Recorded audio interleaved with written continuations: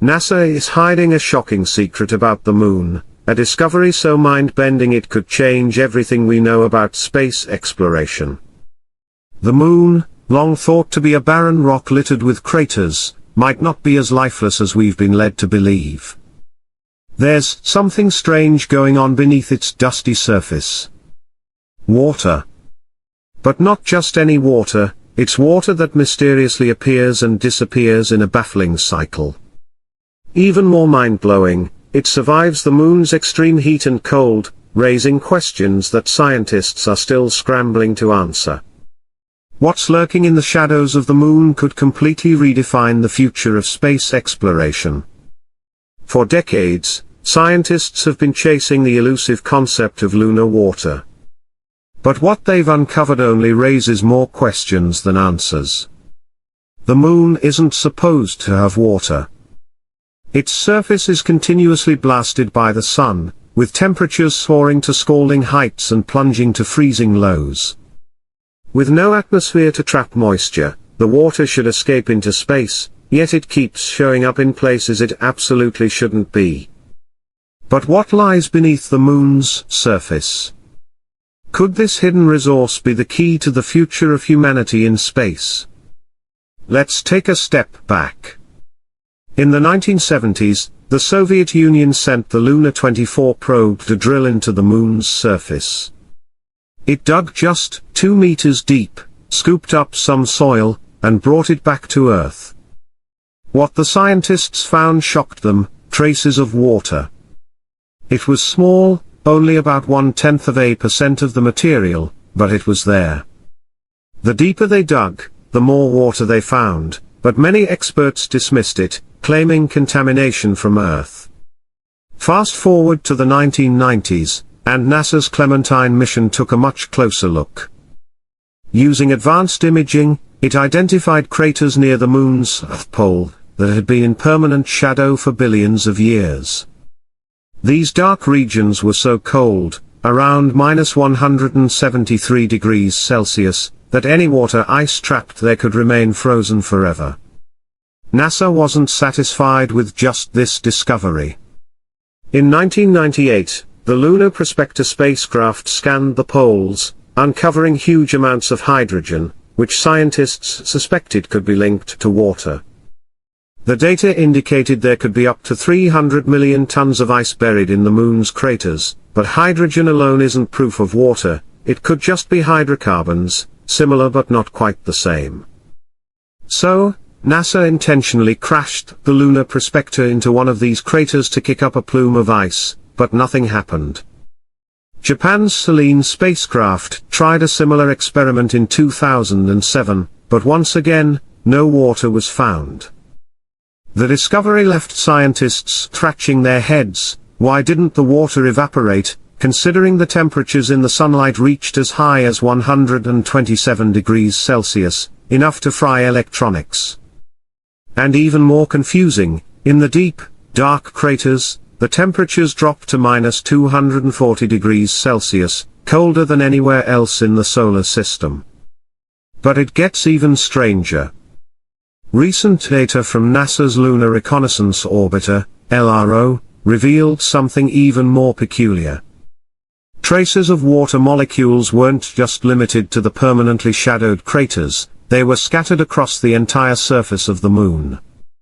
Even more bizarre, this water appeared to move.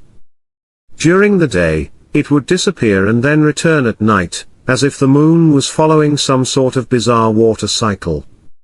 It was almost as if the water had a life of its own, responding to changes in temperature or other factors in the environment. Scientists have several theories, but none of them explain the full picture. One hypothesis suggests that micrometeorites might be delivering small amounts of water each time they hit the moon's surface.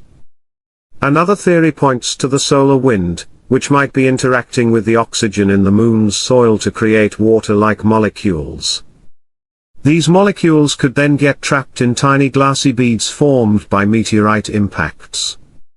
Whatever the cause, one thing is clear: this discovery could completely change the way we approach space exploration. If the moon holds more accessible water than we realized, future missions could be revolutionized. Astronauts may not need to haul water from Earth for survival, nor would they need to bring fuel to power rockets. Instead, they could mine water directly from the lunar surface. One particular crater, measured by the LRO, reached temperatures as low as -250 degrees Celsius, the coldest place ever recorded in the solar system. This extreme cold would freeze anything solid, including machinery. But here's the catch: what if that water isn't as easy to get to as we think? Some scientists warn that much of it may be locked away in tiny grains of soil, requiring complex, expensive extraction methods. Additionally, others point out that the harsh lunar environment could make long-term missions dangerous, with challenges ranging from damaging dust to unpredictable electrical fields. Of course, all of this raises even more questions. Some conspiracy theorists argue that NASA and other space agencies already know more about lunar water than they're letting on. After all, if the moon's water could support human life, it could change our entire view of space exploration, and even raise the possibility that extraterrestrial life could be hiding just beneath our feet. The moon, once thought to be a barren wasteland, might be a treasure trove of resources, including water, that could fuel our next era of space exploration. And the race to claim this lunar bounty is heating up. China, Russia, and private companies like SpaceX are all eyeing the moon's south pole, hoping to set up robotic bases and mining operations by 2030. NASA's Artemis program aims to send humans back to the lunar surface for the first time since 1972. They aren't stopping there. NASA envisions creating a permanent base on the moon, using its hidden resources to reshape how we explore and even colonize space. Water is just the beginning. But wait, there's more. The moon isn't just sitting on water. It's sitting on helium-3. This rare isotope could be the key to solving Earth's energy crisis. Helium-3 could fuel nuclear reactors without producing dangerous radiation or waste. It could also be used in medical imaging and radiation detection. The problem? Earth has very little of it, and extracting it is expensive and inefficient. The moon, however, has been collecting helium-3 for billions of years, courtesy of the solar wind. While it's rare, only about 50 parts per billion in the surface soil, it's spread evenly across the moon's surface, making it potentially worth mining. If helium-3 becomes a viable energy source, it could provide clean, virtually limitless energy. Lunar soil, or regolith, is packed with more than just helium-3. It's full of valuable metals like iron, titanium, and magnesium, which could be used for building infrastructure or producing rocket fuel.